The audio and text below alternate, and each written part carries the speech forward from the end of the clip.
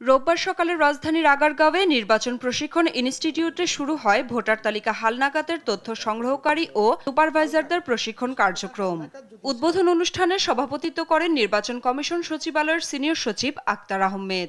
আসন্ন নির্বাচন প্রসঙ্গে নির্বাচন কমিশনাররা বলেন, বিগত নির্বাচন যেভাবে কুশলিত হয়েছে তা পুনরুদ্ধারে যা যা করা দরকার সবটুকুই করবে কমিশন। ভোটার তালিকা হালনাগাদে অনিয়ম, অবহেলা ও অস্বচ্ছতা মেনে নেওয়া হবে না বলেও হুঁশিয়ার করেন তারা।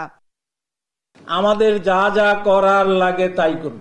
সামান্যতম অস্বচ্ছতা, সামান্যতম ফাঁকিবাজি যাতে না হয় সেদিকটা খেয়াল রাখবেন। এই ভোটার লিস্ট, এক্সিস্টিং ভোটার লিস্টের মধ্যে যদি কোনো ভুল থাকে, যদি কোনো ফিকটিশিয়াস পার্সন এখানে এসে থাকে, আমার মনে হয় ভোটার লিস্ট থেকে তাদের নাম কর্তন করা সমীচীন।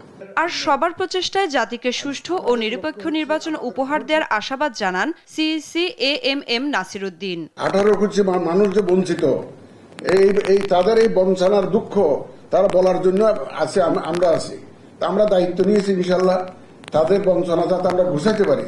তারা যে বঞ্চিত হয়েছে এতদিন, সেটা সেই ভোটের অধিকার থেকে বঞ্চিত হয়েছে, সেটা আমরা ঘুষাতে চাই। তাদের এই বঞ্চনার যে কষ্ট সেটা আমরা দূর করতে চাই এবং আমরা আমাদের কমিটমেন্টে অটল আছি। তো আমরা আপনাদের সহযোগিতা চাইব।